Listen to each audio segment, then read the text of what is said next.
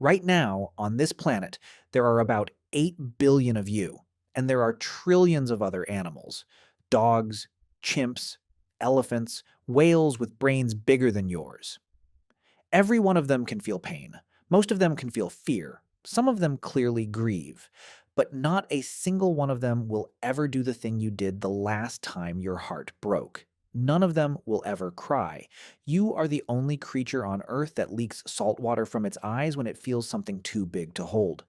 And here's the part that should stop you cold. After decades of research, science still cannot fully explain why. Think about that for a second.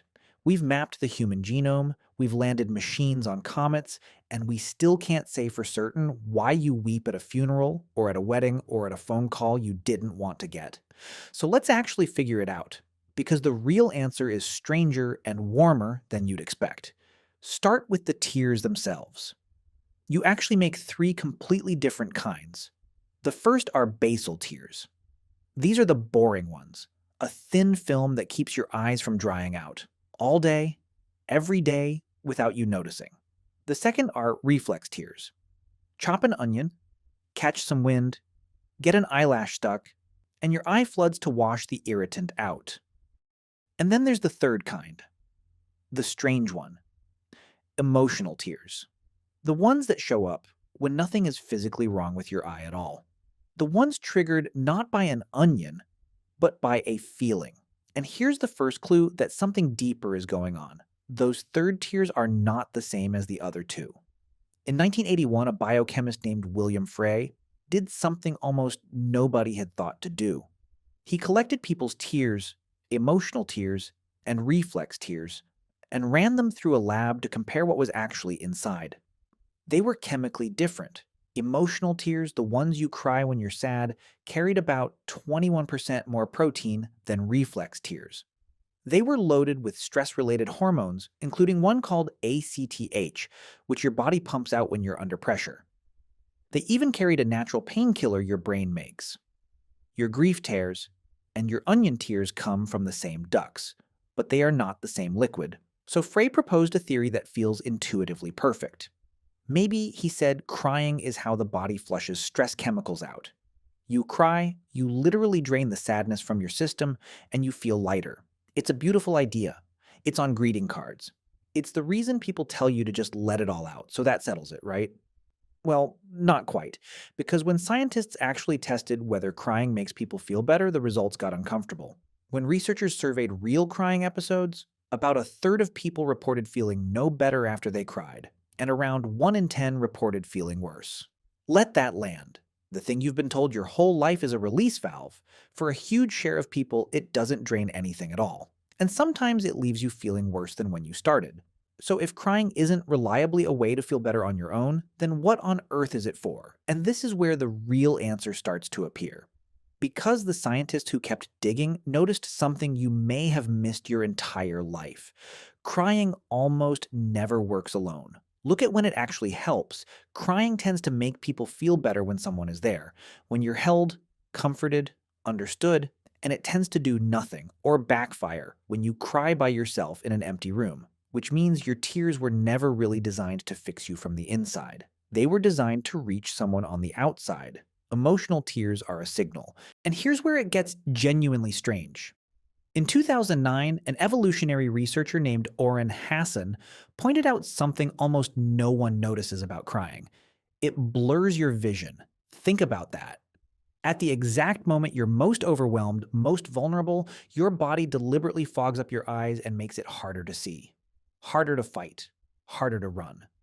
Why would evolution ever build that? Because, Hassan argued, that's the whole point. Tears are a signal you cannot fake your way out of.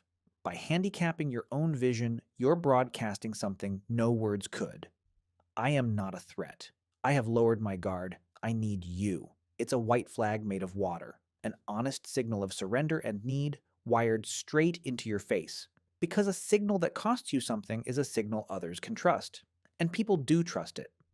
In one of the largest studies ever done on this, spanning more than 40 countries, researchers found that the simple presence of visible tears on a face made people more willing to offer support to the person crying, not because of what was said, just because of the tears. Tears make you look warmer, more sincere, more worth helping. They reach into the people around you and pull them toward you. You didn't evolve a way to drain your sadness. You evolved a distress beacon, one that makes other humans want to come close. But here's the twist that ties this whole thing together. And it's the same twist hiding underneath almost everything about being human. That beacon was built for a world you no longer live in. For almost all of human history, you lived your entire life inside a small band, a few dozen, maybe 150 faces you knew and who knew you. If your eyes filled with tears, someone who loved you was almost always close enough to see it. The signal reached a receiver. Every single time. Now think about where you actually cry today. You cry alone in your car in a parking lot. You cry in a locked bathroom at work. You cry into a pillow at 2 a.m. or over a text with your face lit up by a screen and not one other human being in the room. You are firing a 200,000-year-old signal, a signal whose entire purpose is to be seen into empty space. The beacon still works perfectly. There's just no longer anyone there to catch it. That's the ache. It was never supposed to be silent. It was never supposed to be alone.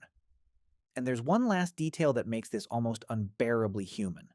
When you were born, you couldn't do it. For the first weeks of your life, you cried. You screamed for food, for warmth, for closeness. But your eyes stayed dry. Newborns don't make tears. The tears switch on later. In the first weeks and months, right around the time you were beginning to lock eyes with the faces leaning over your crib. Which means crying with tears is one of the very first things you learned to do as a social being. Before you could speak a single word, before you understood anything about the world, you already had a way to say the most important sentence a small, helpless creature can say: please, stay with me. You never lost it. You're just bigger now. So the next time your eyes sting in the car, in the bathroom, over something you can't quite put into words, try to remember what it actually is. It isn't weakness. It isn't you falling apart. It's the oldest, most honest language your species ever invented. A language with no words, that every human on Earth understands, and that not one other animal can speak. You don't cry because something in you broke. You cry because, somewhere far back in time, it was how we found each other. And in the end, it still is.